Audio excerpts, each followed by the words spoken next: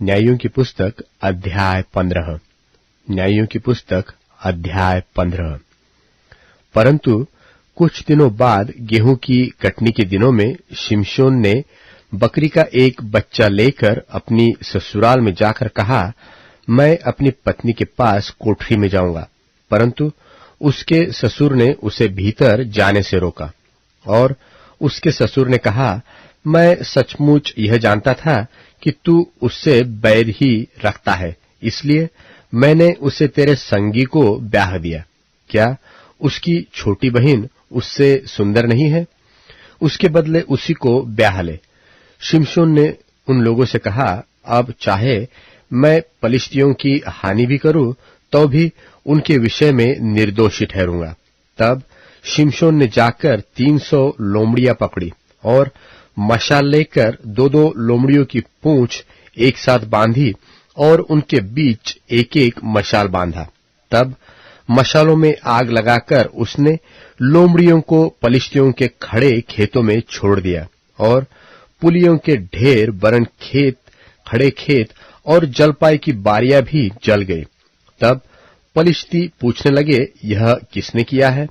लोगों ने कहा, उस तिम्नी के दामाद शिमशोन ने यह इसलिए किया कि उसके ससुर ने उसकी पत्नी उसके संगी को ब्याह दी।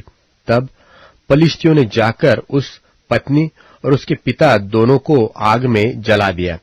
शिमशोन ने उनसे कहा, तुम जो ऐसा काम करते हो, इसलिए मैं तुमसे पलटा लेकर ही चुप रहूंगा। तब उसने उनको अति निठुरता के साथ बड़ी मार से मार डाला। तब जाकर एताम नाम चट्टान की एक दरार में रहने लगा। तब पलिश्तियों ने चढ़ाई करके यहूदा देश में डेरे खड़े किए और लही में फैल गए। तब यहूदी मनुष्यों ने उनसे पूछा, तुम हम पर क्यों चढ़ाई करते हो? उन्होंने उत्तर दिया, शिमशोन को बांधने के लिए चढ़ाई करते हैं कि जैसे उसने हमसे किया वैसा ही हम भी उससे करें।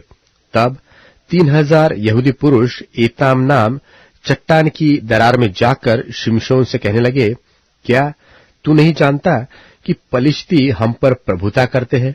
फिर तूने हमसे ऐसा क्यों किया है? उसने उनसे कहा, जैसा उन्होंने मुझसे किया था वैसा ही मैंने भी उनसे किया है। उन्होंने उससे कहा, हम तुझे बांधकर पलिश्तियों के हाथ में कर देने के लिए आए हैं। शिमशोन ने उनसे कहा, मुझसे यह शपथ खाओ कि तुम मुझ पर प्रहार न करोगे। उन्होंने कहा, ऐसा न होगा, हम तुझे कसकर उनके हाथ में कर देंगे, परंतु तुझे किसी रीति मार न डालेंगे। तब वे उसको 2 नई रस्सियों से बांधकर उस चट्टान में से ले गए।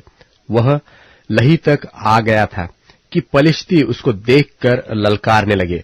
तब यहोवा का आत्मा उस पर बल से उतरा और उसकी बाहों की रस्सियां आग में जलते हुए सन के समान हो गई और उसके हाथों के बंधन मानो गलकर टूट पड़े।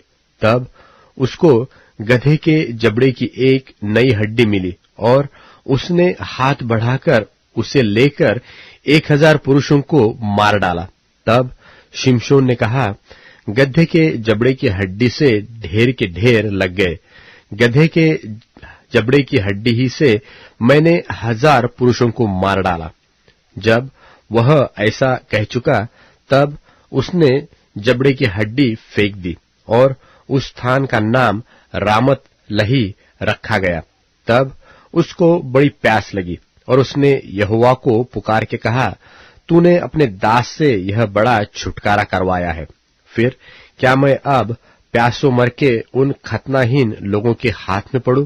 तब यहोवा ने लही में ओखली सा गड्ढा कर दिया और उसमें से पानी निकलने लगा, और जब शिमशोन ने पिया तब उसके जी में जी आया और वह फिर ताजा दम हो गया।